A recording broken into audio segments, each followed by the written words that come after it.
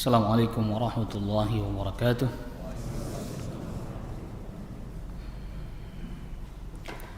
Innal hamdalillah nahmaduhu wa nasta'inuhu wa nastaghfiruh wa na'udzu billah min shururi anfusina wa min sayyiati a'malina. Man yahdihillahu fala mudilla lahu wa man yudlil fala hadiya lahu. Ashhadu an la ilaha illallah wahdahu la syarika lahu وأشهد أن محمدا عبده ورسوله يا أيها الذين آمنوا اتقوا الله حق تقاته ولا تموتن إلا وأنتم مسلمون يا أيها الناس اتقوا ربكم الذي خلقكم من نفس واحدة وخلق منها زوجها وبث منهما رجالا كثيرا ونساء واتقوا الله الذي تساءلون به والأرحام إن الله كان عليكم رقيبا يا أيها الذين آمنوا اتقوا الله وقولوا قولا سديدا يصلح لكم أعمالكم ويغفر لكم ذنوبكم ومن يطع الله ورسوله فقد فاز فوزا عظيما. أما بعد فإن أصدق الحديث كتاب الله وخير الهدي هدي محمد صلى الله عليه وسلم وشر الأمور محدثاتها وكل محدثة بدعة وكل بدعة ضلالة وكل ضلالة في النار. أيها الإخوة أعزكم الله. Pada kesempatan di siang hari ini kita melanjutkan pembahasan kita pada Kitab Al-Adabul Mufrad, dan penjelasannya sekarang kita masuk kepada bab Al-Bukhl, bab bakhil, kikir. Hadis yang pertama dibawakan Al-Imam Al-Bukhari di dalam bab ini, nomor hadis 296. حدثنا عبد الله ابن أبي الأسود حدثنا حميد بن الأسود عن الحجاج الصواف قال حدثني أبو الزبير قال حدثنا جابر قال رسول الله صلى الله عليه وسلم. Rasulullah sallallahu alaihi wasallam bersabda, "Man sayyidukum ya Bani Salamah." Wahai Bani Salamah, siapakah tuan kalian? Artinya pemimpin mereka siapa? Qulna, maka kami berkata, Jaddu bnu Qais. Pemimpin kami, tuan kami adalah Jad bin Qais. Ala anna nubakhiluhu, tetapi kami menyebutnya sebagai orang yang kikir. Lalu kemudian Rasulullah sallallahu alaihi wasallam sabdakan, wa ayyuda'in adwa minal bukhli.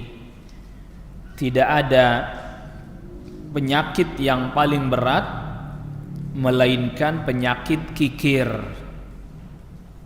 Jadi tidak ada penyakit yang paling buruk melainkan penyakit kikir. Bal sayyidukum Amr ibnul Jamuh, tetapi tuan kalian adalah Amr bin Jamuh. Wa kana Amrun, dan Amr bin Jamuh ini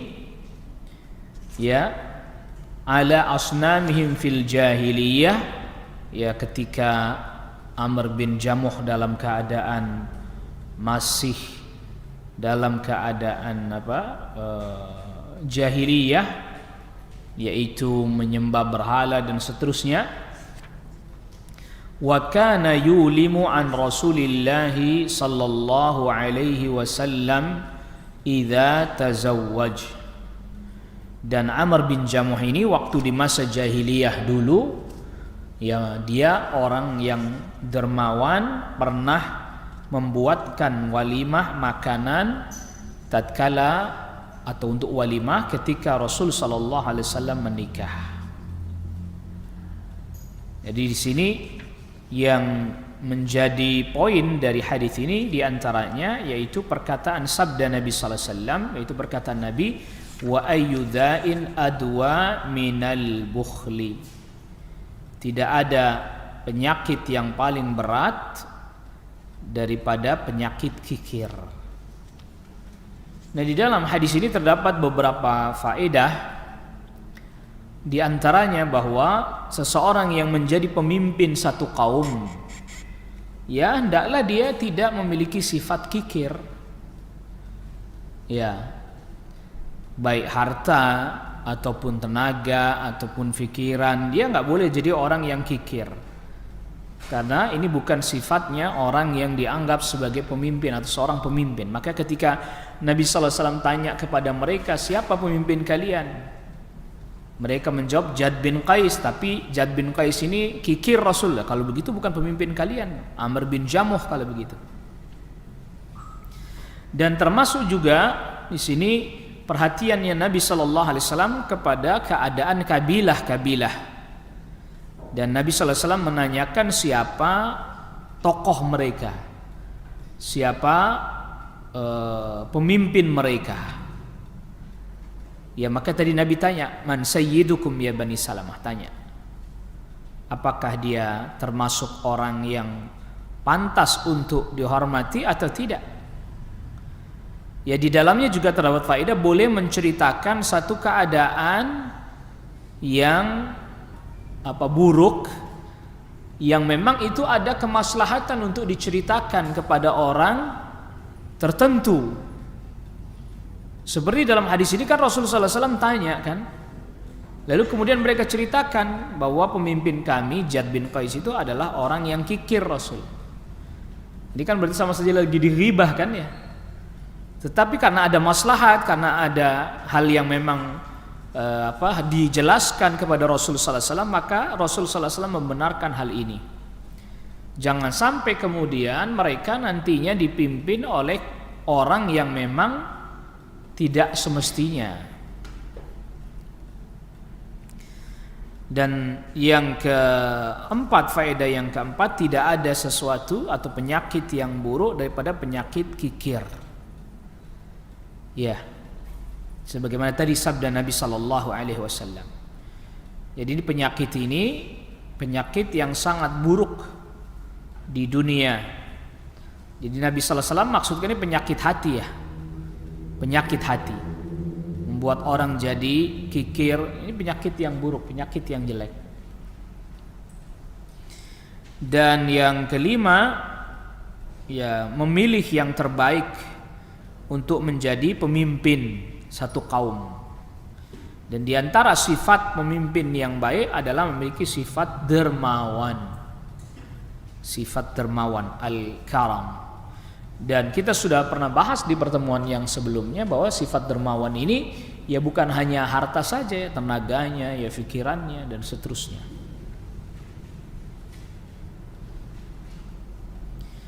Lalu faedah yang keenam, bolehnya meminta tolong kepada orang lain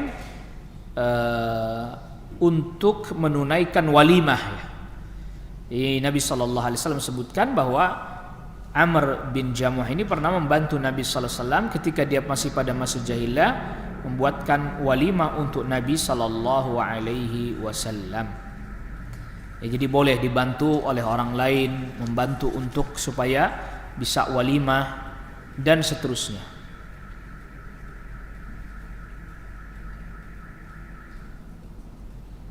Dan di dalam hadis ini Nabi sallallahu alaihi wasallam menyerupakan penyakit hati dengan penyakit badan. Jadi sama-sama berbahayanya ya, atau bahkan lebih berat lagi penyakit hati. Nabi sallallahu alaihi wasallam menyamakan sifat-sifat yang buruk dengan penyakit yang ada pada badan. Dan tentu ini bertingkat-tingkat. Bertingkat-tingkat. Orang kikir dermawannya bertingkat-tingkat, tidak sama satu dengan yang lain.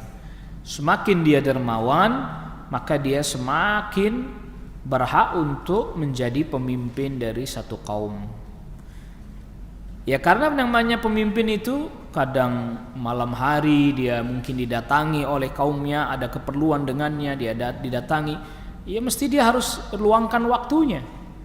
Kita sudah jelaskan bahwa makna dermawan bukan hanya harta saja, termasuk waktu tadi. Dia harus luangkan waktunya, dia harus luangkan tenaganya, dia harus luangkan pikirannya.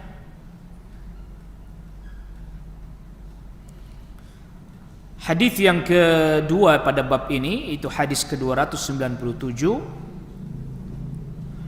Haddatsana Muhammad bin Sallam qala haddatsana Hushaim an Abdul Malik bin Umair qala haddatsana Warrad katibul Mughirah. Warrad ini adalah juru tulisnya sahabat Al-Mughirah ibn Syu'bah. Qala kataba Muawiyah, berkata Warrad, kataba Muawiyah bin Abi Sufyan kirim surat ilal Mughirah, kepada Mughirah, aniktub ilayya, kata Muawiyah, ya, aniktub ilayya bi syai'in sami'tahu min Rasulillah. Muawiyah bin Abi Sufyan kirim surat kepada sahabat Mughirah bin Syu'bah, isinya tuliskan untukku sesuatu yang Anda dengar dari Rasulullah sallallahu alaihi wasallam. Lalu kemudian fakataba ilaihi al-Mughirah. Mughirah bin Syu'bah pun membalas suratnya Muawiyah bin Abi Sufyan. Nah, itu ditulis oleh juru tulisnya tadi namanya Warrad, diimlakan, didiktekan oleh sahabat Mughirah bin Syu'bah. Lalu kemudian Warrad pun menulisnya. Isinya adalah inna Rasulullah sallallahu alaihi wasallam kana yanha an qila wa qala, bahwa Rasulullah sallallahu alaihi wasallam melarang qila wa qala. Kita terjemahkan katanya. Maksudnya adalah Rasulullah sallallahu alaihi wasallam melarang kita menceritakan segala sesuatu yang kita dengar. Enggak semua yang kita dengar kita ceritakan. Ya, apalagi kemudian berita-berita. Ini kayak sekarang ini kan masalahnya berita-berita itu ya. Kita nggak dengar, kita baca. Sama, nggak semuanya kita ceritakan, nggak semuanya kita share. Berita katanya begini, katanya begitu, nggak semuanya disebarkan. Rasul sallallahu alaihi wasallam melarang hal tersebut. Wa idha'atil mal, dan Rasulullah sallallahu alaihi wasallam melarang menghambur-hamburkan harta. Menghamburkan harta dengan diinfakkan kepada selain ketaatan, atau dikeluarkan harta itu untuk hal yang tidak bermanfaat, atau menghambur-hamburkan harta untuk hal yang lebih dari kebutuhan, walaupun hal itu mubah atau boleh. Dari harta yang halal sekalipun tidak boleh kita menyia-nyiakan harta. Jadi harta dapat dari yang halal, lalu dia belikan sesuatu juga yang halal, tapi melampaui hajat, melampaui kebutuhan. Ya misalnya begini ya, orang hajatnya punya kendaraan, mobil satu atau dua, satunya untuk keluarganya, satu untuk dirinya bekerja, ya udah cukup. Emang hajatnya itu ya itu dia. Tidak usah dia beli sampai lebih dari itu, walaupun dari harta yang halal sekalipun. Ya, jadi yang sia-sia jangan, yang lebih dari hajat jangan, apalagi kemudian diinfakkan untuk yang haram. Wa kathratis su'al, dan Nabi sallallahu alaihi wasallam melarang kathratis su'al, banyak bertanya. Yang dimaksud banyak bertanya di sini adalah banyak bertanya dalam hal-hal yang kita tidak ada kebutuhan untuk menanyakan hal tersebut. Ini yang pertama maknanya. Contoh, ada masalah-masalah yang kita kalau toh nggak tahu nggak apa-apa. Ya, tidak bahaya kalau kita nggak tahu. Atau kalau toh kita tahu pun belum tentu menjadi manfaat buat kita. Contohnya masalah tentang pohon yang dimana Allah melarang Nabiullah Adam dan Hawa mendekati pohon tersebut. Kita tanya-tanya itu pohon apa ya itu misalnya. Ini kan masalah yang nggak penting ini.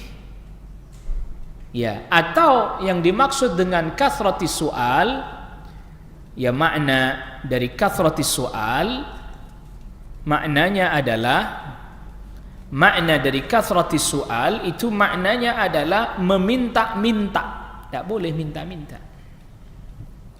Nggak boleh apa? Meminta-minta. Kecuali dalam keadaan yang dibolehkan oleh Rasulullah SAW, seperti orang misalnya kena bencana, musibah, dia sangat butuh lagi lapar, itu pun boleh hanya meminta sekedar untuk menutup rasa laparnya saja sudah. Nggak boleh orang banyak meminta-minta. Ya walaupun dengan sindiran-sindiran, kan kadang datang nyindir. Ya bahasanya sih nggak terang-terangan, tapi ya intinya minta gitu loh. Ada kan yang begitu, datang dia minta, nggak terang-terangan memang, tapi intinya apa? Intinya minta. Malah ada yang mintanya maksa. Iya, saya ini baru keluar dari penjara. Itu orang dengernya ngeri nih. 1.000-2.000 tidak membuat Anda jadi miskin gitu. Iya. Terus sambil bawa-bawa saya baru keluar dari penjara. Wah, ini orang kan ketakutan akhirnya. Iya. Lalu kemudian selanjutnya wa an man'in wahat. Man'in wahat itu artinya mencegah atau menghalangi sesuatu yang wajib ditunaikan dan meminta sesuatu yang bukan haknya. Jadi Rasul melarang kita mencegah sesuatu yang mestinya kita berikan kepada orang. Jadi misalnya orang itu adalah orang yang punya hak atas sesuatu yang sedang ada pada diri kita, nggak boleh dia larang, nggak boleh dicegah. Misalnya saya kakak misalnya, orang tua wafat, lalu kemudian ada warisan. Ya ada apa? Warisan. Lalu saya cegah adik-adik saya untuk mendapatkan warisan. Semua warisan orang tua saya kuasai. Gak boleh. Itu namanya man'in. Wahat itu, hati itu berikan. Meminta yang bukan haknya. Contohnya tadi. Misalnya karena saya dengan adik saya ini berdua laki-laki, ya maka saya berikan haknya ya sama dengan saya lah, 50% 50% dari warisan karena memang sama-sama laki-laki. Ternyata dia minta lebih, ya nggak boleh, itu namanya had. Atau misalnya adik saya perempuan, adik perempuan dapatnya ya separuh dari bagian yang laki-laki. Kalau laki-laki misalnya dapat 50%, maka dia separuhnya hanya dapat 25% misalnya. Lalu dia menuntut minta bagiannya supaya sama. Ini namanya wahati. Minta supaya diberikan yang bukan apa? Bukan haknya. Nggak boleh. Mencegah hak orang tidak boleh. Meminta sesuatu berlebihan yang itu bukan hak kita juga tidak diperkenankan. Wa uquqil ummahat, dan Nabi SAW melarang uquqil ummahat, yaitu durhaka kepada ibu. Ya, durhaka kepada orang tua, durhaka terutama kepada ibu. Ini disebut, kenapa kok hanya ibu saja? Emang durhaka kepada ayah boleh? Tetap nggak boleh. Tetapi memang terlebih lagi ibu. Mengapa? Karena ibu ketika misalnya ayah sudah nggak ada, maka ibu menjadi orang yang paling lemah dalam hal ini. maka dia sangat membutuhkan bakti dari anaknya. Misalnya dia udah tidak punya suami, ibu, usianya sudah lanjut, tidak ada yang memberikan nafkah dan seterusnya, maka dia makin butuh untuk diperhatikan oleh anak-anaknya. Bukan berarti yang dimaksud di sini karena disebut hanya uquq al-ummahat saja berarti kalau sama ayah boleh durhaka, tetap tidak boleh. Lalu kemudian wa wa'dil banat, yaitu mengubur anak perempuan hidup-hidup karena malu seperti yang dilakukan oleh orang-orang Quraisy terdahulu. Punya anak perempuan malu, akhirnya dikubur hidup-hidup. Nah, di sini kalau misalnya ada yang bertanya, nah ini di mana tempat atau apa hubungannya hadis yang dibawakan oleh Al-Imam Al-Bukhari yang hadis kedua di sini atau hadis 297 dengan judul bab ini, mana hubungannya, yang di mana? Di bagian mana? Tepatnya di bagian mana yang sesuai dengan judul bab ini dari apa yang tadi disebutkan di dalam hadis? Angkat tangan. Hah? Apa? Buang-buang harta? Naam. Antum berhak dapat hadiah. Wa man'in tadi, tidak memberikan sesuatu yang itu haknya orang itu. Bukhl kan berarti kan babnya bab kikir tadi kan. Dia tidak memberikan sesuatu yang jadi haknya orang. Itu bakhil, termasuk bakhil. Maka orang yang enggak ngeluarin zakat berarti kikir enggak? Kikir. Karena dia tidak mau mengeluarkan apa yang jadi haknya orang fakir. Ya, maka orang yang mengeluarkan zakat berarti dia sudah mulai bisa menghilangkan sedikit demi sedikit kebakhilannya. Maka firman Allah Subhanahu wa taala terkait dengan masalah zakat, Allah Subhanahu wa taala firmankan, khudh min amwalihim shadaqatan tutahhiruhum wa tuzakkihim biha wa salli alaihim inna salataka sakanul lahum. Khudh, ambillah, Allah perintahkan Nabi sallallahu alaihi wasallam untuk mengambil dari sebagian harta mereka, shadaqatan tutahhiruhum, sebagai zakat, tutahhiruhum biha, mensucikan harta mereka, wa tutahhiruhum, mensucikan harta mereka, wa tuzakkihim, dan mensucikan jiwa mereka.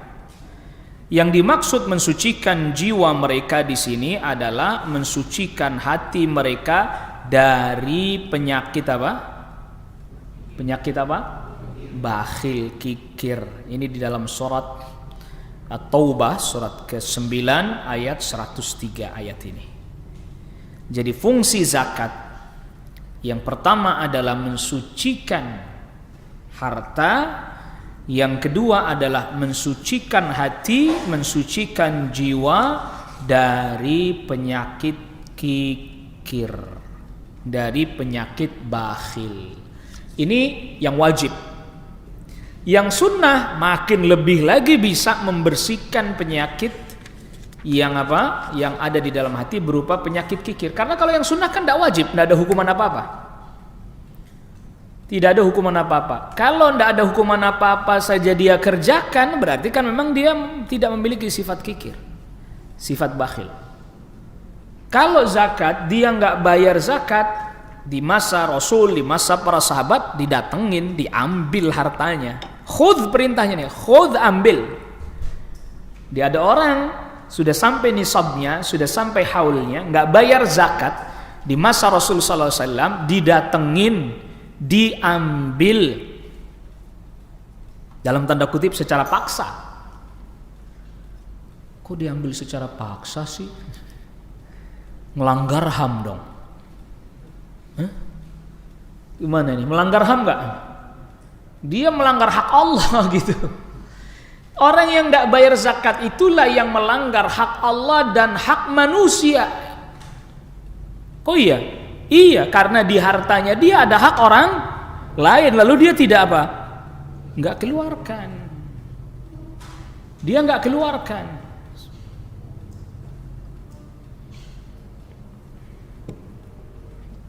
Nah, jadi ikhwatal iman azzakumullah, di sini ada dua tingkatan. Yang namanya kedermawanan itu sebagai lawan dari kikir ada dua tingkatan. Tingkatan yang pertama adalah al-karam al-wajib, kedermawanan yang wajib, yang kalau dia tidak tunaikan itu maka dia dosa, karena berarti dia tidak menunaikan yang wajib. Nah, yang dimaksud kedermawanan yang wajib adalah kedermawanan di mana dia harus mengeluarkan harta untuk mereka yang memang berhak secara wajib, zakat. Kemudian nafkah kepada istri, ini wajib. Kepada anak-anak, nafkah wajib. Kepada anak, wajib. Ini dermawan yang wajib. Kalau tidak dikerjakan, dosa dia.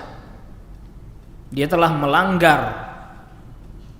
Yang kedua adalah al-karam al-mustahab, kedermawanan yang dianjurkan. Kedermawanan yang apa? Yang dianjurkan. Kedermawanan yang dianjurkan itu dia bukan yang wajib tapi yang dianjurkan. Jadi sedekah yang nggak wajib dia keluarkan juga itu dianjurkan. Dia nggak melakukan itu memang tidak dosa.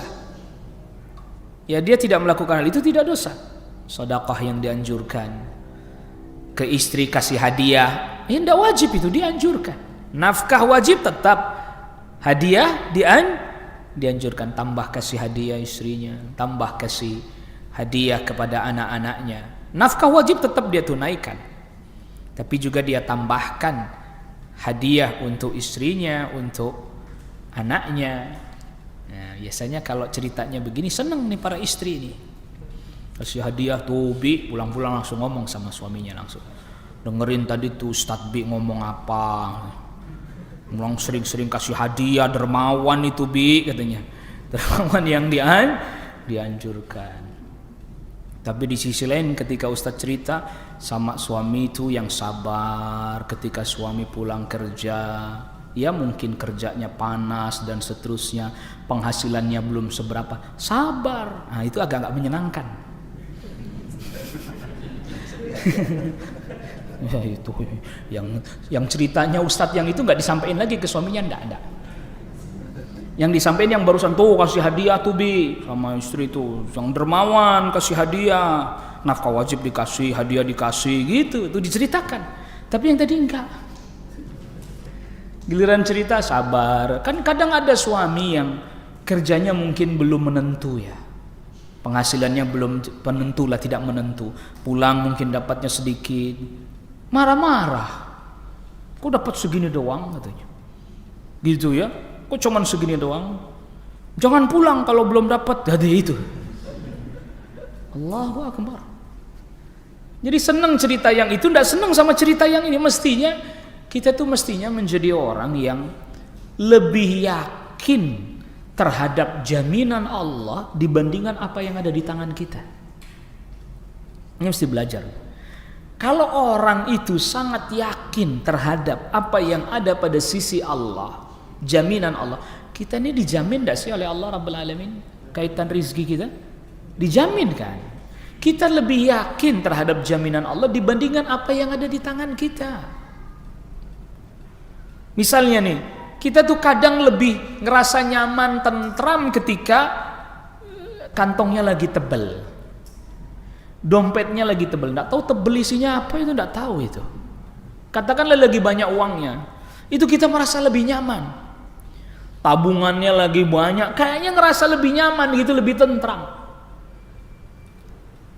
Dibandingkan jaminan Allah Rabbul Alamin. Tentu bukan berarti orang tidak boleh menabung dan seterusnya, bukan itu. Tapi jangan lantas kemudian kita menjadi orang yang lebih nyaman terhadap apa yang kita miliki, apa yang kita punya, dibandingkan jaminan dari Allah Subhanahu wa Ta'ala. Apa yang ada pada tangan kita itu bisa hilang dalam waktu yang sangat cepat. Ada orang punya harta disimpan di bank miliaran, banknya bangkrut, duitnya keluar nggak bisa. Maka jangan terlampau mengandalkan apa yang ada pada diri kita hari ini. Itulah mengapa para sahabat radhiyallahu anhum ajmain, salafuna salih, mereka itu bisa jadi orang dermawan luar biasa karena yakin betul akan jaminan dari Allah Subhanahu wa Ta'ala. Mereka bukan tidak kerja, mereka bekerja, berdagang dan seterusnya, tapi yakin jaminan Allah, pasti kebagian rezeki, pasti dapat, nggak mungkin Allah telantarkan itu. Dan mereka nggak mengandalkan apa yang ada pada mereka. Mereka punya harta nggak terus diandalkan. Wah, saya kalau punya segini saya akan aman. Kalau saya punya segini saya akan tentram. Enggak, keluarin. Begitu mudahnya, begitu entengnya dunia bagi mereka. Tidak menghalangi mereka menjadi orang yang mulia lagi dermawan. Karena ternyata kemuliaan kedermawanan itu diukur, kemuliaan seseorang itu diukur seberapa dermawan dia. Kemuliaan seseorang diukur dengan apa? Seberapa dermawan dia, bukan dengan seberapa banyak harta yang dia punya. Ada orang punya banyak harta, tidak dermawan, ya dia tidak diukur sebagai orang yang mulia. Ada orang hartanya aja sulit, susah, tapi dermawannya luar biasa, itu kemuliaan melekat pada dirinya. Ya mungkin kita ingat ya bagaimana para sahabat, nggak usah tanya sahabat yang kaya raya, yang fakir aja bisa dermawan. Yang fakir bisa dermawan, bagaimana ceritanya itu? Ketika Rasulullah SAW katakan, saya punya tamu, siapa yang mau jamu tamu saya? Saya Rasul. Pulang dia, datang sama istrinya, ada makanan buat anak-anak. Udah, anak-anak suruh tidur aja. Anak-anak susuin, suruh tidur, nanti itu makanannya dikasih ke tamunya. Lihat, orang miskin dermawan. Miskin dermawan. Jadi di masa para sahabat dulu, Anda jangan tanya yang kayanya ya. Jangan tanya seperti sahabat Abu Bakar As-Siddiq radhiyallahu an, jangan tanya seperti sahabat Utsman bin Affan radhiyallahu an, jangan tanya. Yang miskin aja bisa dermawan. Yang miskinnya aja dermawan. Allahu Akbar. Itu sifat dasar kenapa orang bisa dermawan, itu sifat dasarnya tadi, lebih yakin dengan jaminan Allah dibandingkan apa yang dia punya. Jadi nggak ngerasa terus, wah kalau saya mau udah tenang Pak Ustadz, punya duit sekian, punya tanah segini, punya rumah. Enggak. Lebih yakin akan jaminan Allah. Dan itu salah satu makna zuhud dalam kehidupan dunia. Yakin terhadap apa yang ada di sisi Allah, athiqatu bima indallah mimma fi yadihi. Dia yakin terhadap apa yang ada di sisi Allah dibandingkan apa yang ada di tangannya. Dan itu diantara makna dari hadis yang dibawakan oleh Al-Imam An-Nawawi rahimahullahu ta'ala di dalam kitab Al-Arba'in, hadis yang ke-31 dari sahabat Sahal bin Sa'ad As-Sa'idi, izhad fi dunyaka yuhibbuka Allah. Zuhudlah engkau dalam perkara dunia. Maksudnya zuhud itu Anda lebih yakin terhadap apa yang dijamin oleh Allah dibandingkan punya harta. Bukan berarti zuhud itu gak punya harta, bukan. Zuhudlah dalam kehidupan dunia, maka Allah akan mencintaimu. Wazhad fima fi aidin nas yuhibbukan nas. Zuhudlah terhadap apa yang dimiliki oleh orang, maka engkau akan dicintai oleh manusia. Artinya kalau ada orang punya sesuatu, kita nggak lantas latah pengen juga punya itu, tamak. Dia pengen itu, kita juga begitu gitu. Tapi ridha dengan apa yang Allah berikan padanya. Nah, Rasulullah sallallahu alaihi wasallam sebagaimana tentunya telah kita ketahui, Rasulullah sallallahu alaihi wasallam disifati dengan sifat dermawan. Sebagaimana sudah lalu pembahasannya dari hadisnya Abdullah bin Abbas, karena Rasulullah sallallahu alaihi wasallam ajwadan nas. Rasul sallallahu alaihi wasallam adalah orang yang sangat dermawan. Sehingga jadi tidak ada yang namanya Rasul, kan beliau nabi, beliau utusan Allah, beliau pemimpin juga enggak? Pemimpin. Beliau pemimpin juga. Kata sahabat Jabir, ini dibawakan Imam Bukhari, hadis selanjutnya, ma su'ilan nabiyyu sallallahu alaihi wasallam an syai'in qattu faqala la. Enggak pernah Nabi sallallahu alaihi wasallam diminta sesuatu, beliau mengatakan tidak. Kalau beliau punya, beliau kasih. Tidak pernah Rasul SAW diminta sesuatu, lalu Rasul jawabnya enggak. Yang dimaksud diminta sesuatu ini bukan hanya diminta hartanya, bukan. Diminta kehadirannya. Maka Rasulullah SAW apabila diundang untuk makan, walaupun makannya lauk yang dimakan hanya kaki kambing, tengkleng, tahu tengkleng? Nah itu, Rasul pun datang. Nggak harus daging, makanan yang mewah. Ya mungkin kalau buat orang kita tuh makan kaki kambing itu mewah, mahal. Buat orang Arab itu mah di bawah standar. Karena makanan mereka daging kambing. Daging kambing. Makanan mereka tuh dagingnya, nggak ada makanan mereka tuh kulit, kikil, nggak main. Orang Arab makan kikil, nggak main. Jeroan dibuang, iya betul akhi. Jeroan itu dibuang. Makanya kalau Idul Adha itu, jadi di Saudi itu ada orang Indonesia pengepul jeroan. Jadi kan hewan korban tuh unta, kambing, segala macam, jeroannya mau dibuang, dia pesen jangan dibuang, dibayar sangat murah sekali sama dia, karena emang mau dibuang kan, barang nggak dipakai gitu loh, mau dibuang, dia jadi pengepulnya, orang Indonesia, dia pengepulnya, dia punya catering, beli murah, ya kan, dijual apa ke orang Indonesia mah, alhamdulillah untung dia. Itu hatta Rasul sallallahu alaihi wasallam saking dermawan, dermawan waktunya. Kalau memang beliau sempat, beliau hadir.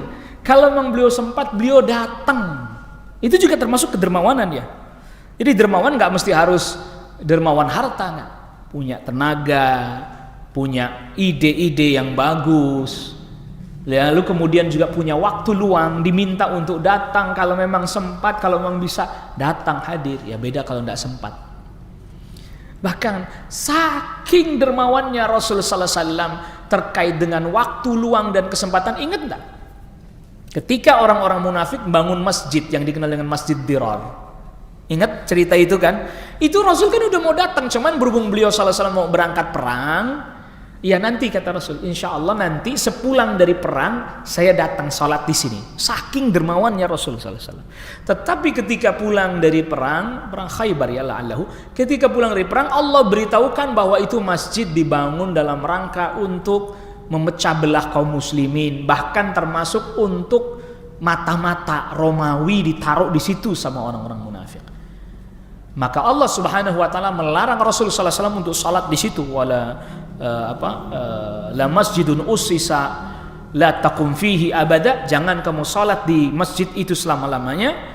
La masjidun ussisa ala taqwa ahaqqu an taquma fi, sungguh masjid yang dibangun atas dasar ketakwaan lebih berhak engkau salat di tempat itu. Masjid Nabawi dan Masjid Quba pada saat itu.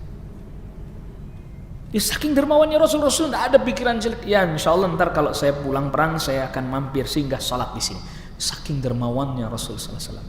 Tidak punya pikiran buruk. Kalaulah bukan karena wahyu yang datang kepada beliau sallallahu alaihi wasallam, mungkin beliau sallallahu alaihi wasallam udah salat di Masjid Dirar itu.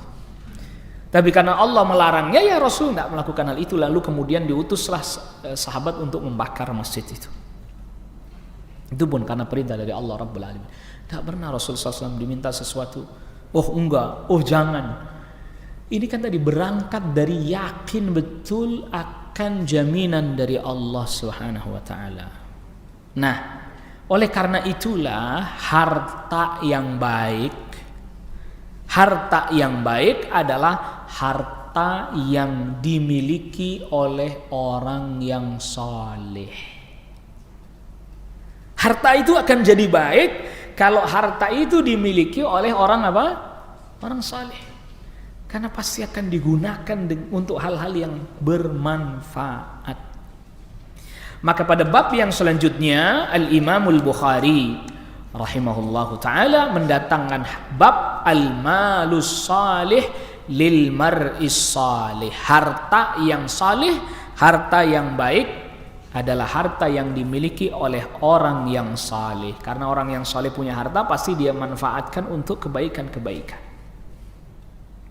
Haddatsana Abdullah ibnu Yazid qala haddatsana Musa bin Ali qala sami'tu abi yaqul sami'tu Amr bin al-As yaqul, berkata aku mendengar sahabat Amr bin As berkata, ba'atha ilayya an-nabiyyu sallallahu alaihi wasallam, Nabi SAW mengutus seseorang kepadaku, kata sahabat Amr bin As.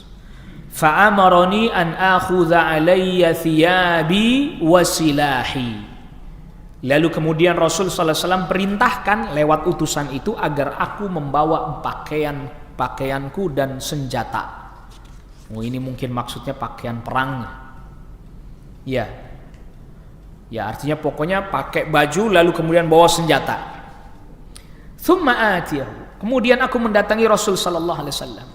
Diperintah untuk mendatangi Rasul sallallahu alaihi wasallam, Amr bin As taat. Fa fa'altu, maka aku melakukannya. Fa ataituhu, aku pun mendatangi Rasul sallallahu alaihi wasallam wa huwa yatawaddau. Lalu kemudian beliau sallallahu alaihi wasallam sedang berwudu. Fa sa'ada ilayya al-basara thumma ta'ta'a. Nabi sallallahu alaihi wasallam mengarahkan pandangan maksudnya ngelihat sahabat Amr bin As, ngelihat ke atas lalu kemudian ke bawah gini, maksudnya memastikan ini siapa. Lagi wudu, Amr bin As datang. Thumma qala ya Amr, lalu kemudian Rasul sallallahu alaihi wasallam katakan, wahai Amr, inni uridu an ab'atsaka ala jaishin. Saya ingin mengutus engkau sebagai pemimpin pasukan perang. Fayughnimakallah, sehingga Allah Subhanahu wa taala memberikan kepadamu harta rampasan perang. Wa arghab laka raghbatan minal mali salihah, dan aku sangat menginginkan harta yang banyak, harta yang baik bagimu. Qultu, aku berkata, kata sahabat Amr bin As, inni lam uslim raghbatan fil mal. Wahai Rasulullah, saya masuk Islam bukan karena ingin dapat harta. Innama aslamtu raghbatan fil Islam, tapi aku masuk Islam karena memang aku mencintai agama Islam ini. Fa'akun ma'a Rasulillah, sehingga aku bisa bersama dengan Rasul sallallahu alaihi wasallam. Faqal, lalu Rasul katakan, ya Amr, wahai Amr, ni'mal malu salih lil mar'is salih. Sungguh harta yang terbaik adalah yang dimiliki oleh hamba yang saleh. Jadi di sini kan Rasul bilang begini tadi ya, saya ingin kamu yang jadi pemimpin perangnya, nanti kamu dapat harta rampasan yang banyak, harta rampasan perang yang banyak. Kata sahabat Amr bin As, saya masuk Islam bukan karena pengen dapat harta banyak, Rasul, enggak. Memang saya cinta kepada agama Islam. Saya ingin bersama dengan Anda, wahai Rasul. Ya, Rasul tahu itu. Rasul sallallahu alaihi wasallam tidak meragukan hal itu. Tetapi Rasul sallallahu alaihi wasallam katakan, kalau engkau dapat harta yang banyak dari harta rampasan perang, nanti engkau akan gunakan kepada kebaikan lagi. Karena harta yang baik itu sangat baik ketika berada di tangan orang yang saleh. Jadi keliru ya kalau seandainya dikatakan bahwa Islam itu adalah agama yang anti kaya, bahwa Islam itu adalah agama yang anti dunia, bahwa Islam itu agama yang bermusuhan dengan harta. Tidak. Keliru. Yang benar bagaimana orang Islam itu tadi, karena yang kepada Allah dia lebih yakin jaminan Allah, harta yang ada pada dirinya walaupun banyak, dia tidak jadi orang yang mengandalkan hartanya. Sehingga hartanya dipakai untuk ketaatan, dipakai untuk ibadah, digunakan untuk kemaslahatan yang besar, yang banyak. Jadi itu harta yang terbaik yang seperti itu dipegang oleh hamba yang saleh. Nah, kalau harta dipegang oleh hamba yang buruk, ya rusak nanti, dipakai buat naudzubillah maksiat, iya, dipakai buat nanggap dangdut. Kalau tidak punya uang banyak, gimana dia mau melakukan hal itu kan? Ini kadang ada orang itu, Allahu Akbar, hartanya banyak tapi senangannya dipakai itu nanggap dangdut. Nanggap dangdut kadang sebulan sekali itu dia bikin. Ada tuh daerah sono itu begitu tuh, bikin acara dangdutan, bikin ini, dia semua yang modalin. Allahu Akbar. Jadi itu makin memperberat dirinya malah hartanya itu. Ya. Nah, di dalam hadis ini terdapat faedah bahwa ini juga merupakan ini tugasnya pemimpin mengutus pasukan perang.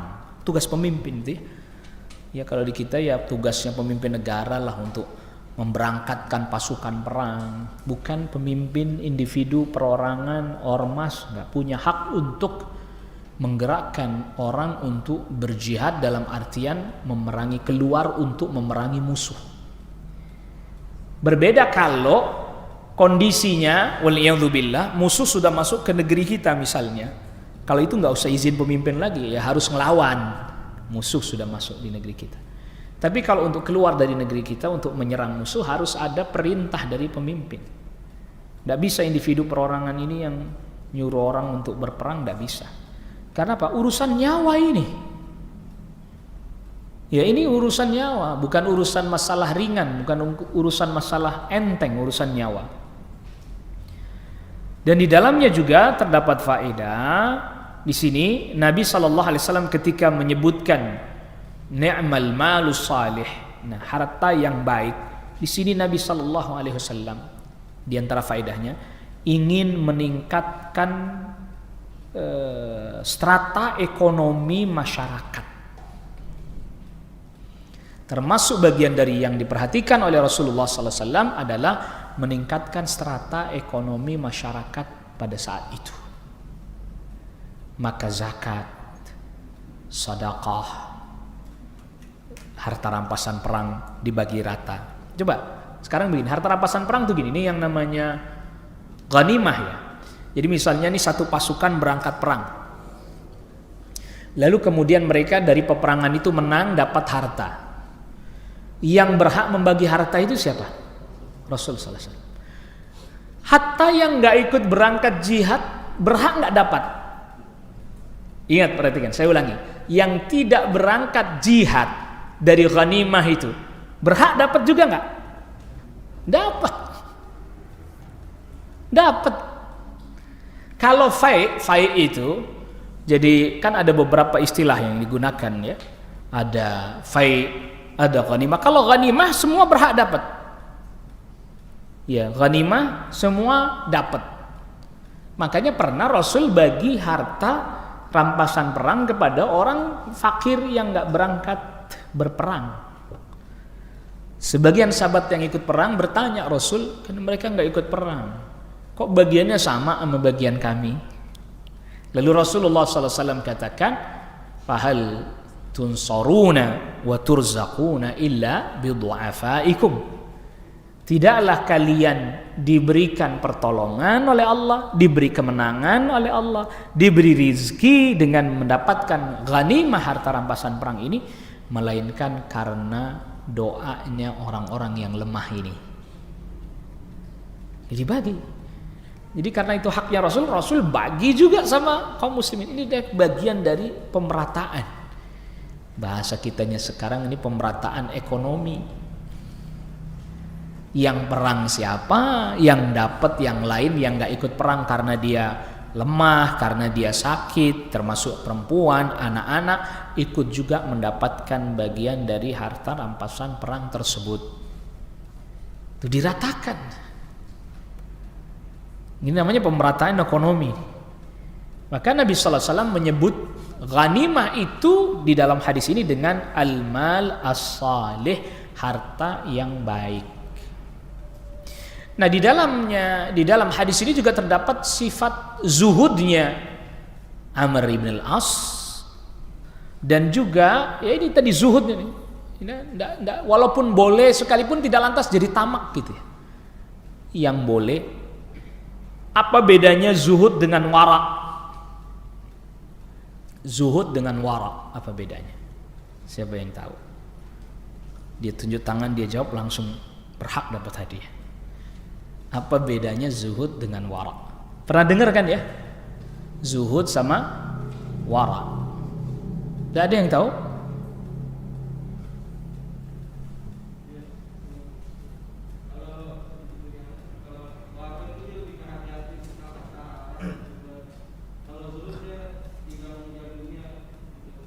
Iya. Nah, iya, boleh begitu, dapat hadiah, berhak dapat hadiah. Sederhananya gini, kalau wara itu yang syubhat dia tidak mau. Yang apa? Syubhat. Bukan yang haram, syubhat dia nggak mau, itu wara namanya. Ini halal apa haram ya? Nggak mau itu namanya apa? Wara. Syubhat dia tidak mau. Kalau zuhud itu halal tapi berlebihan dia tidak mau. Halal jelas tapi berlebihan dia tidak mau. Bukan samar-samar. Halal tapi berlebihan. Ya. Halal tapi berlebihan. Tapi halal sesuai hajat boleh. Mau dia ambil. Halal sesuai hajat. Hajat orang sama beda-beda? Beda. Contoh misalnya, Rasulullah SAW berhajat, butuh kendaraan yang bagus untuk berjihad, kuda yang bagus untuk berjihad. Maka beliau SAW punya kuda yang bagus luar biasa untuk di medan perang. Tidak bertentangan dengan zuhud. Mengapa? Karena memang ada hajat, dan hajatnya syar'iyah pula. Ada seseorang misalnya, dia aktivitasnya mobilitas yang sangat tinggi sekali. Mobilitas yang sangat tinggi sekali, berpindah dari satu tempat ke tempat yang lain misalnya, sehingga dia membutuhkan kendaraan mobil yang nyaman, mobil yang sangat nyaman. Lalu dia akhirnya belilah mobil yang mahal, nyaman, karena memang butuh untuk mobilitas yang tinggi itu. Tidak bertentangan dengan apa? Dengan apa tadi? Dengan zuhud. Karena memang itu apa? Ya butuh, hajatnya dia, hajatnya itu. Tapi kalau hajatnya hanya sekedar cuman dari sini ke kantor berhenti, nanti dari kantor pulang, itu ndak usah nyaman-nyaman bener, karena memang dia tidak banyak di kendaraan. Dari sini sampai kantor dia ngasok mobil, berhenti kan, parkir. Di kantor nyaman dia, misalnya tempatnya nyaman dan seterusnya. Pulang juga begitu sama. Jadi nggak begitu banyak di kereta, tapi kan ada orang yang kerjanya mobile, pindah dari sini, bahkan bisa jadi pagi di kota mana, siang sudah dipindah di tempat lain lagi. Itu butuh yang nyaman. Lalu dia belilah kendaraan yang mahal, yang nyaman karena dia hajat. Maka ini tidak bertentangan dengan zuhud. Nggak bertentangan dengan zuhud. Kalau antum cuman butuhnya buat sepedahan di jalan raya ini, yang biasa-biasa aja udah cukup di jalan raya itu. Kagak perlu antum beli yang sampai mahal-mahal banget gitu. Atlet bukan, bukan. Biasa-biasa aja udah cukup. Yang penting olahraga sehat. Jangan terus lantas kemudian beli sepeda mahal-mahal cuman buat dikoleksi, parkir di rumah doang. Walaupun itu dari harta yang halal sekalipun, itu lebih dari apa? Kebutuhannya, nggak dipakai. Itu ada itu yang begitu, bener itu ada begitu. Lu punya sepeda berjejer di rumah, dipakainya satu, itu pun seminggu sekali, keluar dari hajat. Kecuali antum memang anaknya pakai, punya sepeda juga, bareng-bareng sama keluarga sama istrinya sehingga punya beberapa, itu hajat namanya. Dan juga nggak perlu yang terlalu mahal. Udah cukup yang standar aja udah cukup, nggak usah mahal, buat gaya-gayaan aja. Karena kebutuhannya hajatnya untuk olahraga, udah cukup. Begitu. Sama juga sepeda motor. Sepeda motor hajatnya apa antum butuhnya? Butuhnya buat ya bisa ke kantor, misalnya tempat kerja, sampai tempat kerja istirahat, masuk kantor. Ya, motor biasa pun udah cukup. Iya, motor yang biasa-biasa sudah cukup. Tapi misalnya antum orang yang memang banyak bergerak ke sana kemari, butuh yang lebih nyaman, hajat, silahkan. Ini beli motor 1, 2, 3, mereknya beda-beda, mahal-mahal gitu kan. Kerjanya cuma dilus-lus saja. Dipakai enggak. Zaidun adil hajah, lebih dari hajat, lebih dari kebutuhannya. Bertentangan dengan zuhud. Buat apa? Ya kalau begitu ya mendingan dikasih orang, dihadiahkan ke orang, mungkin ada yang lebih manfaat ya. Jadi kadang ada orang begitu sampai motornya udah butut loh, nggak dikasih-kasihin orang, padahal dia udah punya motor bagus. Yang bagus suruh ngasih, tambah nggak mau, yang butut aja nggak dikasihin sama dia. Allah musta'an, la ilaha illallah. Maka kalau ini ada hal yang menarik juga di dalam hadis ini. Ternyata kesalehan seseorang itu bisa mempengaruhi kesalehan hartanya. Kita ulangi lagi ya faedah ini ya. Jadi salehnya seseorang bukan hanya bisa mempengaruhi pada istrinya, anaknya, sampai kepada hartanya, sampai kepada hewan-hewan tunggangannya. Artinya Allah Subhanahu wa taala jadikan harta yang dia miliki pun jadi harta yang saleh. Sudah dia dapatkan dengan cara yang halal, hartanya pun menjadi harta yang saleh yang selalu mendorong dia untuk berbuat kebaikan dan ketaatan dengan hartanya tersebut. Allah. Itu mengapa tadi Rasulullah sallallahu alaihi wasallam katakan kepada sahabat Amr bin As, ini harta yang saleh. Ya kamu orang saleh yang pegang. Kesalehan seseorang itu akan menjadikan harta yang dia miliki pun menjadi harta yang saleh. Harta yang sangat mendorong dia, memfasilitasi dia berbuat ketaatan. Ya luar biasa itu. Dan juga di dalam hadis ini terdapat faedah bahwa Amr bin As sangat mencintai Nabi sallallahu alaihi wasallam. Amr bin As radhiyallahu anhu sangat mencintai Nabi sallallahu alaihi wasallam. Saya masuk Islam karena saya cinta kepada Islam dan ingin selalu bersama dengan Anda wahai Rasul. Masya Allah. Selalu ingin bersama dengan, bukan karena harta Rasul, bukan. Saya ingin cinta kepada Islam dan saya ingin selalu bisa bersama dengan Anda, bersama dengan Rasul sallallahu alaihi wasallam. Maka kita hidup di zaman yang dimana kita butuh kepada harta yang saleh. Bukan hanya butuh kepada harta, tapi butuh kepada harta yang apa? Yang saleh.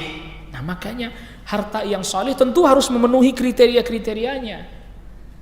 Termasuk mencarinya dengan cara yang halal.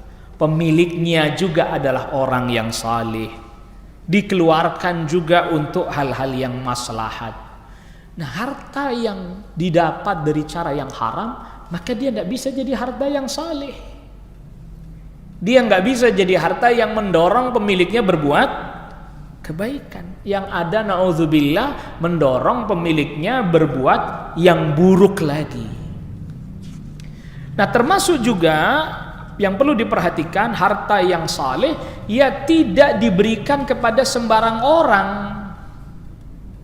Nggak bisa diberikan sembarang orang, karena harta itu ketika diberikan sembarang orang malah bisa jadi madarat buat dirinya. Dan Allah Subhanahu wa taala telah melarang hal itu. Wala tu'tus sufaha'a amwalakum allati ja'alallah lakum qiyama. Jangan kalian berikan orang-orang yang bodoh harta kalian yang Allah jadikan harta itu sebagai penopang kehidupan dan penopang agama. Jangan dikasih orang yang memang nggak cakap dan pandai mengelola harta. Ini termasuk juga al-malus salih adalah dia kenapa diberikan kepada hamba yang saleh atau harus diserahkan kepada orang yang tepat yang memang bisa mengelola harta. Dia tidak bisa kelola harta, dikasih harta nanti jadi rusak, jadi madarat. Naam. Lalu kemudian selanjutnya Al-Imam Al-Bukhari mendatangkan bab man asbaha aminan fi sirbihi. Siapa orang yang aman kampungnya.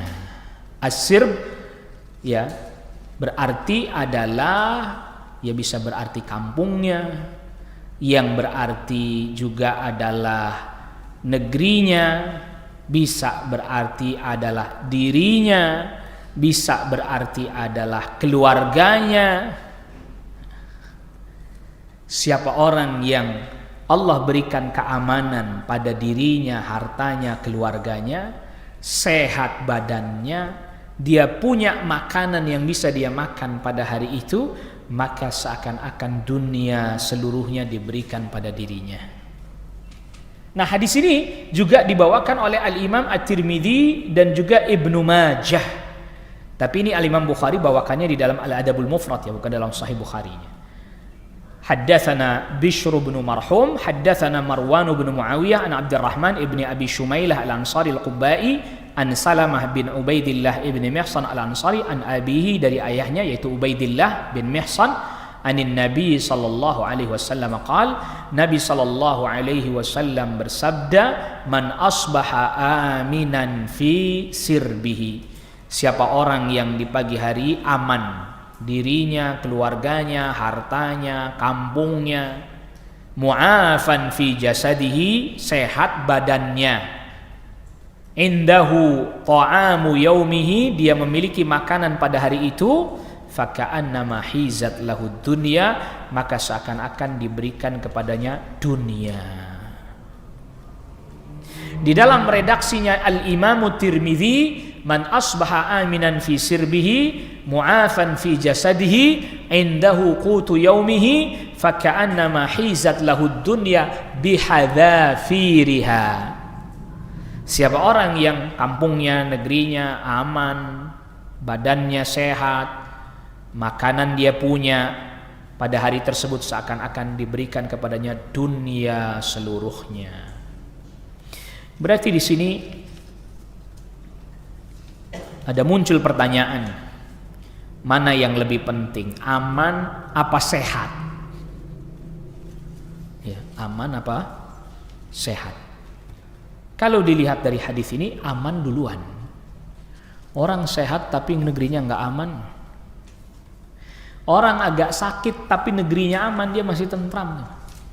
Orang lagi sakit tapi negerinya aman, dia kan bisa dapat perawatan yang semestinya. Tapi kalau sehat negerinya nggak aman, ya perang gimana? Begitu. Nah, ini menunjukkan bahwa nikmat aman lebih didahulukan dibandingkan nikmat kesehatan. Nah, nikmat keamanan itu adalah merupakan satu nikmat yang gampang rusak, mudah sekali dirusak. Dirusak dengan apa? Dengan diantaranya kalau kayak sekarang berita-berita bohong, berita-berita dusta.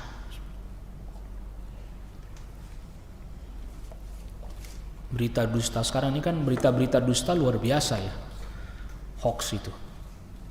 Sampai nggak tahu ini ada yang ditanyakan nggak? Tadi pagi ada yang tanya soal masalah vaksin. Ustaz, bagaimana nih soal vaksin?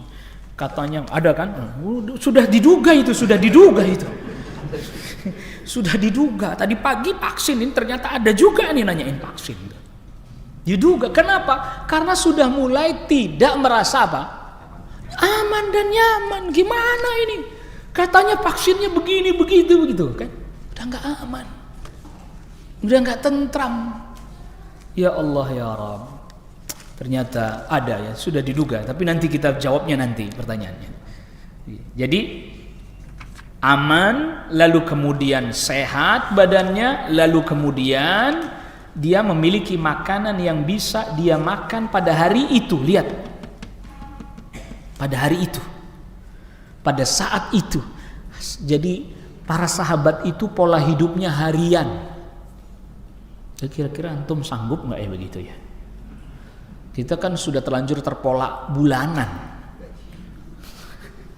Maka boleh setuju boleh tidak, Tapi tidak semuanya, tapi hampir rata-rata bahwa pengusaha itu, petani, pedagang, pengusaha itu cenderung lebih berani dan lebih tawakal dibandingkan karyawan. Apalagi petani. Kenapa? Dia nggak bisa ngitung bulanan. Nggak bisa dia ngitung bulanan. Ngitung panen aja belum tentu angkanya sama, stabil. Misalnya dapatnya sekian ton gitu, ntar besoknya segitu lagi, kan belum tentu kan? Tentu bukan berarti tidak boleh jadi pegawai, jangan salah paham ini.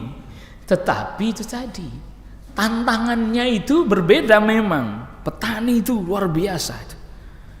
Apalagi pedagang di masa-masa dahulu kayak zamannya orang-orang Quraisy dahulu kan, perdagangannya kan jauh-jauh. Pergi ke Syam, pergi ke Yaman. Jadi resikonya udah kelihatan, untungnya belum tentu kelihatan. Di antaranya resiko begal gitu. Jadi resikonya, hitung-hitungan resikonya udah kelihatan terhadap begal tuh udah sangat kuat sekali dugaannya, keuntungannya masih jauh belum bisa kebayang. Ya itu bukan berarti tidak boleh. Maka itu tadi pola mereka, pola hidupnya tuh harian. Hari ini ya pakai hari ini. Besok ya besok cari tetap. Sebagaimana hadis tentang tawakal, tentang burung yang Rasul sabdakan, "Lau kuntum tatawakkaluna haqqa tawakkulihi," kalau kalian bertawakal sungguh-sungguhnya kepada Allah seperti burung, taghdu khimasan wa taruhu bitanan. Pagi hari dia keluar dari sarangnya, pulang dia kenyang sambil bawa makanan untuk anak-anaknya. Itu kan berarti polanya apa? Harian. Nggak ada burung pola bulanan. Siapa yang mau ngasih gaji bulanan dia? Tentu bukan berarti juga orang nggak boleh menyimpan. Bukannya nggak boleh itu, bukan. Jangan salah ya, menyimpan boleh. Menyimpan boleh. Karena memang itu ada hajat, ada kebutuhan. Itu kan seperti kisahnya Nabiullah Yusuf alaihissalam. Ingat tak? Panen disimpan kan, digunakan sedikit-sedikit karena nanti di depan ada masa-masa paceklik. Boleh. Berdasarkan tadi prediksi ilmu, yang dimaksud prediksi itu prediksi ilmu musim. Oh, ke depan nanti ini musim dingin. Orang istilahnya mau bercocok tanam tidak bisa, musim dingin. Nelayan ke depan nanti ini musim ombak. Tidak mungkin kita bisa ngombak. Makanya ketika musim-musim lagi stabil, nabung mereka untuk musim itu. Boleh. Sebagaimana tadi kisahnya Nabi Yusuf alaihissalam. Nanti ini ke depan ada musim paceklik bertahun-tahun. Ya kita kudu nabung. Boleh. Itu tidak terlarang. Tetapi jangan kemudian mengandalkan. Mengambil sebab tetap, tapi mengandalkan sebab yang tidak boleh. Ya, jadi bedakan itu antara mengambil sebab dengan mengandalkan sebab. Naam. Ya, jadi ini bab tentang man asbaha aminan fi sirbihi, ya. Jadi orang diberikan keamanan, diberikan kesehatan, diberikan makanan pada hari itu saja, maka seakan-akan dunia seluruhnya diberikan kepadanya. Wallahu ta'ala a'la wa a'lam. Naam, kita jawab ini beberapa pertanyaan.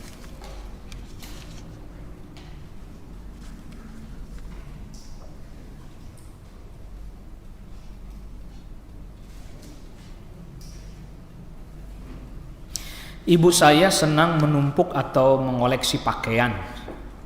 Bahkan jika ingin pinjam pun gak dibolehkan. Ia senang sekali diberi baju oleh siapapun, namun sungkan untuk memberikan baju yang jarang dipakai kepada orang lain.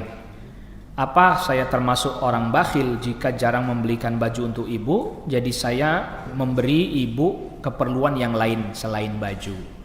Karena selain ibu sulit untuk menyumbangkan bajunya, lemari pun sudah tidak muat lagi. Ya, ini Masya Allah ya. Tapi memang ada orang yang memang kayak begitu. Tadi seperti kita katakan, jangankan barang yang bagus, barang yang butut aja masih disimpan. Ada yang begitu. Dia sudah punya mesin cuci yang baru, mesin cuci lamanya yang sudah rusak pun disimpannya. buat apa kita pikirin gimana ini cara berpikirnya. Mesin cuci udah rusak pula, disimpan. Padahal mesin cuci yang baru pun udah ada. Ya Allah. Kenapa tidak dia kasihkan kepada yang lebih bisa memanfaatkannya? Bang, bisa nggak kamu dandanin mesin cuci ini? Oh bisa, pakai buat kamu. Kan lebih manfaat dia pakai ya. Jadi orang itu bagaimana kita bukan jadi orang yang senang dengan harta yang diam, tidak bergerak atau tidak bermanfaat.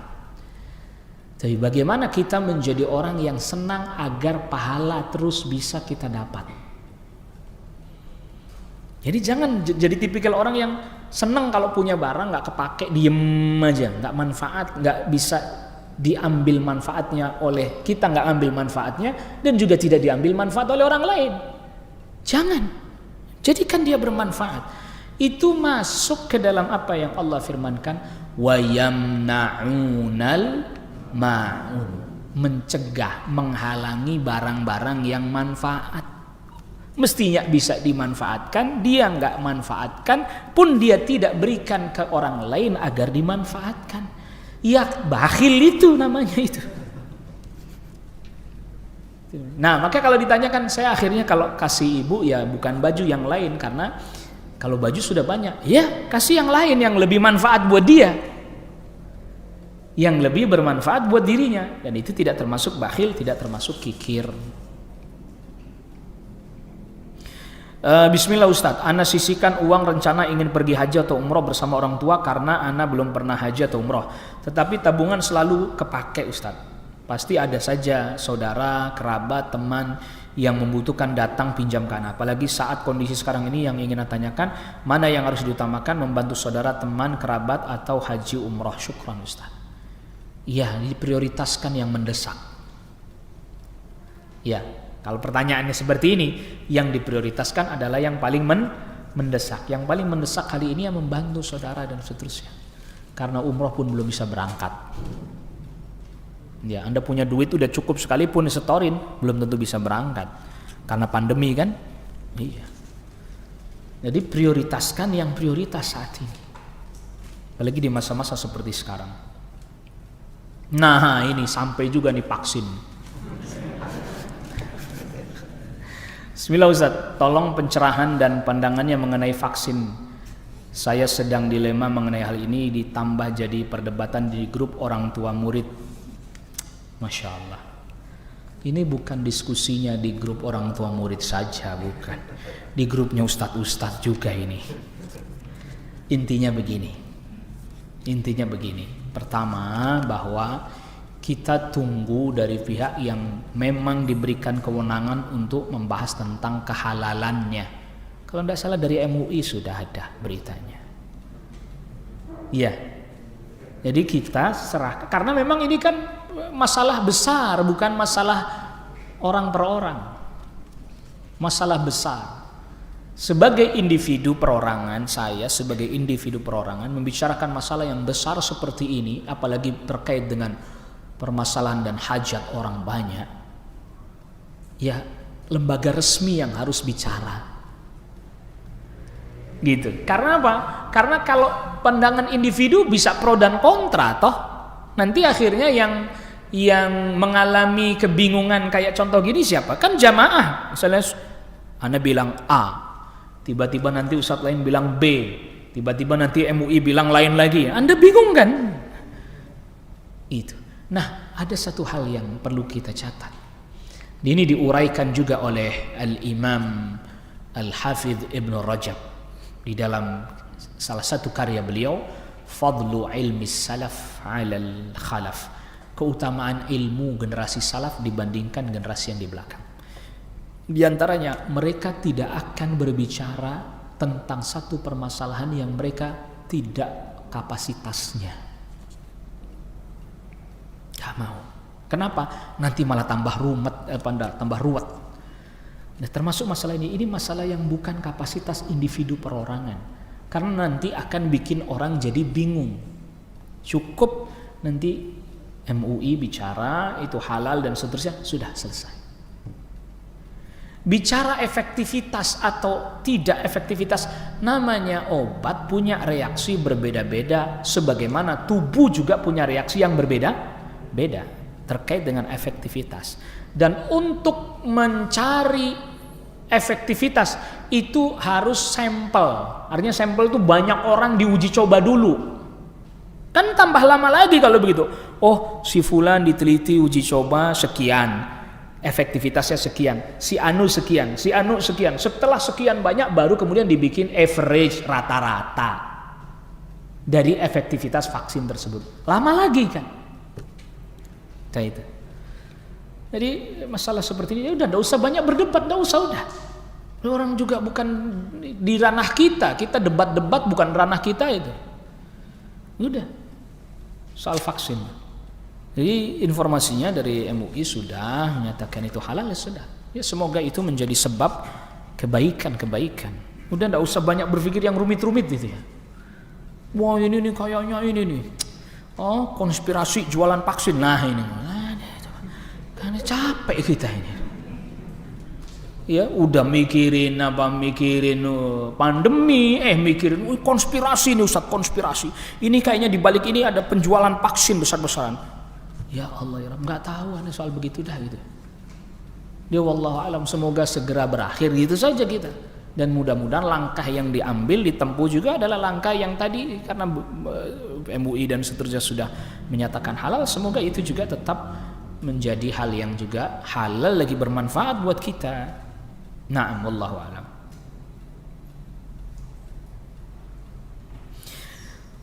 Bagaimana hukumnya apabila seorang ibu tidak salat? Apakah anak laki-lakinya akan ikut terseret? Enggak. Anaknya enggak keseret-seret, itu amalan ibunya. Ya dia ingatkan, sudah cukup. Izin bertanya Ustaz, apa hukum menghadiri acara lamaran? Apakah boleh? Ya kalau enggak diundang ya enggak boleh lah.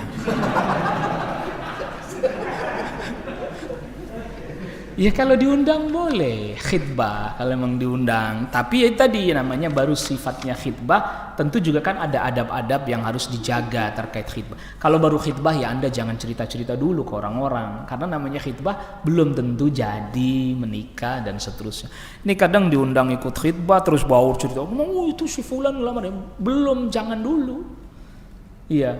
Nah, makanya nikah itu diumumkan karena memang sudah itu diumumkan. Yang khitbah enggak. Anda harus jaga amanah. Kalau memang diundang untuk acara yang seperti itu harus jaga apa? Amanah. Karena belum tentu jadi, baru tahap melamar gitu. Itu harus diperhatikan adabnya.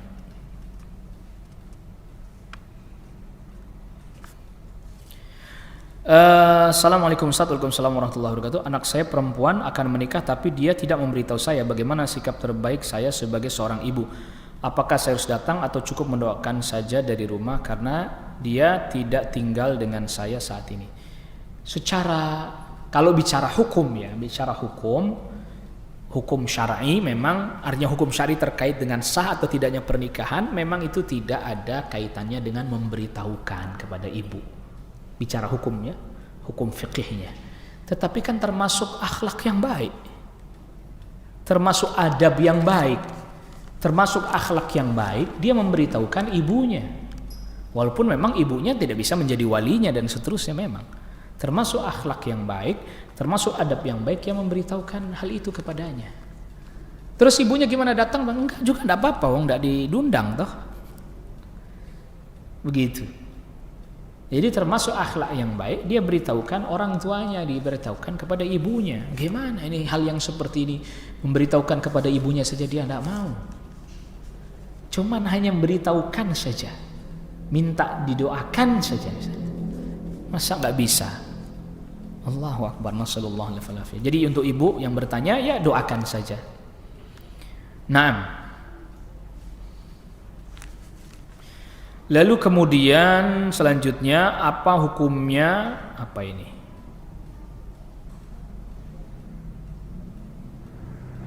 Kunut dilakukan di waktu salat Isya. Oh mungkin kunut nazilah ya. Kunut dikerjakan di waktu salat Isya, mungkin itu kunut nazilah. Mungkin ini yang bertanya dia sedang singgah di satu tempat, ya singgah di satu tempat, lalu kemudian di tempat itu memang sudah menunaikan kunut nazilah. Akhirnya pas dia sholat isya, loh kok kunut nih gitu, kunut apaan ini gitu. Dianya yang nggak tahu gitu, di masjid itu mengamalkan itu. Ya dia ikut aja, sebenarnya ikut saja sudah kunut nazilah. Na'am, wallahu alam. Bagaimana hukumnya bekerja di tempat bank tapi kita hanya sebagai cleaning service atau office boy? Digajinya sama bank itu ya? Iya, digajinya sama bank. Banknya bank riba. Bank riba, digajinya dari riba. Bersihin tempat riba. Loh, ini kan saya coba memahami, dia cleaning service, dia bersihin tempat riba, ya, dia sediakan minuman untuk pelaku riba. Gimana hukumnya? Dibolehin nggak nih? Nggak boleh. Nggak boleh. Gitu, karena dia itu tadi, dia nyediain minum untuk orang yang sedang transaksi apa? Riba kan? Dipanggil, tolong bikinin teh, bikinin kopi, disediain sama dia. Ini lagi transaksi riba. Wallahu alam tidak boleh. Nggak diperkenankan. Dan ini bukan berarti kemudian wah ini gimana ini, terus kita kerja apa ya gitu. Nah ini kita cari yang halal. Kita cari yang halal. Insya Allah Allah Rabbul Alamin berikan rizki dari jalan yang halal. Kita juga harus yakin bahwa ketika Allah Subhanahu wa Ta'ala menjamin rizki kita, itu maknanya adalah rizki dari jalan yang apa? Yang halal. Ya mesti ada ujiannya dulu, mesti ada sulitnya dulu, itu diuji dulu. Kita ini sungguh-sungguh atau tidak? Sungguh-sungguh atau tidak? Nggak usah loh lepas dari riba, lepas dari kesyirikan aja sulit luar biasa. Benar enggak? Iya. Jadi kesyirikan yang dosa yang paling besar aja orang suruh ninggalinnya susah luar biasa. Padahal nggak sampai harus kehilangan gaji dia dengan meninggalkan kesyirikan. Benar nggak? Misalnya ada orang menyembah kubur, suruh dia meninggalkannya, bukan suruh ninggalin pekerjaan yang di bank ribawi, bukan.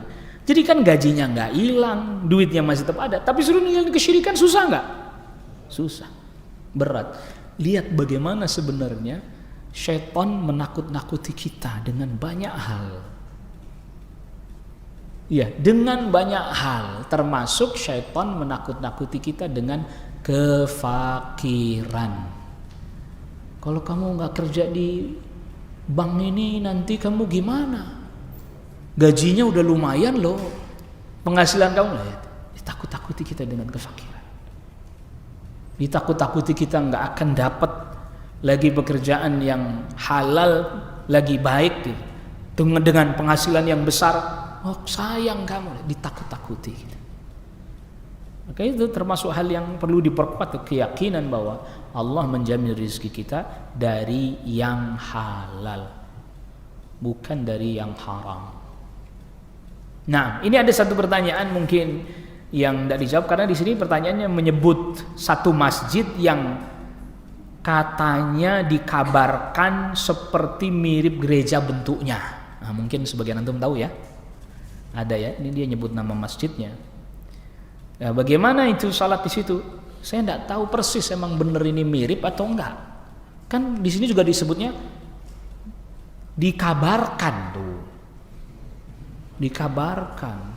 Qila wa qala tadi nih dikabarkan. Iya.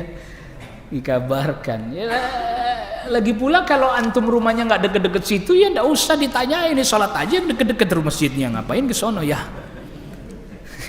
Gitu loh, gitu. Kayak gini. Mungkin dia untuk pengen tahu karena gini, untuk menyatakan satu hukum itu kita harus betul-betul detail rinci bener nggak ini. Sama seperti apa tuh masjid yang katanya kayak simbol Dajjal apa ya? Kilometer berapa itu ya? Iya, kan katanya kayak simbol matanya apa? Dajjal. Ah kalau itu, walhamdulillah saya sudah pernah memang dari daerah Bandung lah ya, bener kan ya itu pas arah balik ya, pas arah balik singgah di situ dari daerah Bandung singgah di situ salat. Saya diberitahu sama salah seorang jamaah ustadz ini masjid yang katanya kayak matanya Dajjal atau simbol Dajjal. Kita sholat di sini ya. Di sholat di sini Ustaz, apa sholat tempat lain? Sholat sini aja. Saya mau lihat. Bener nggak itu? Wudu, selesai wudu masuk, sebelah mana matanya Dajjal? Saya cari-cari. Cari-cari kan sebelah mana matanya Dajjal. Nah, dikasih tahu sama jemaah itu Ustaz yang di depan tuh. Jadi dia kayak ada lingkaran gitu kan. Terus bentuknya segitiga gini. Segitiga gini terus kayak ada lingkarannya di sini gitu.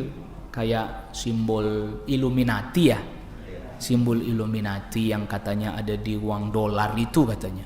Berarti kalau antum ngantongin dolar, simbol Dajjal itu. Perhatikan, kenapa? Ini keliru karena kekeliruan dalam memahami. Dajjal itu matanya satu apa dua?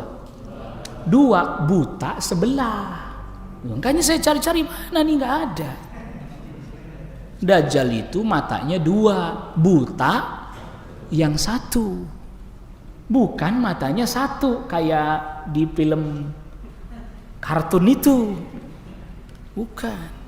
Jadi ini kan kekeliruan dalam memahami ya. Makanya tadi berita beredar, wah itu simbol Dajjal Illuminati, pas kita datang, mana nggak ada. Itu bukan simbol-simbol khusus kekufuran, bukan. Beda kalau salib. Salib, tahu salib? Tahu salib kan? Iya. Kalau itu mah jelas nggak mungkin lah ada orang naruh salib di masjid. Kalau itu mah orang awam aja terang ya nggak? Misalnya nih antum ada masuk masjid terus tiba-tiba di sini ada salib. Kira-kira antum, nggak bener nih, langsung begitu nggak? Iya. Nah itu mah mata Dajjal dicari aja susah itu. Mana matanya si Dajjal di sini? Kok bisa ada di sini matanya itu? Artinya butuh ekstra, emang kadang begitu tuh. Nah ini berita-berita kayak gini nih yang mesti harus diklarifikasi. Sama kan kayak gini, katanya masjidnya bentuknya begini. Yang mananya nih?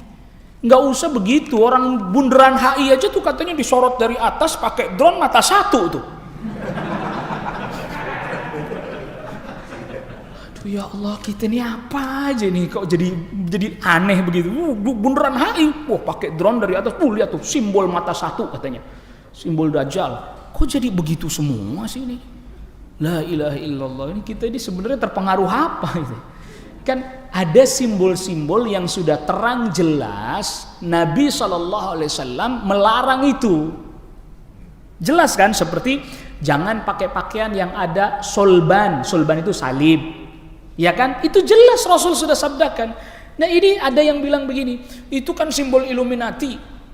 Lah, bagaimana kalau misalnya ada simbol salib di dalam gereja, di dalam masjid? Kan nggak boleh.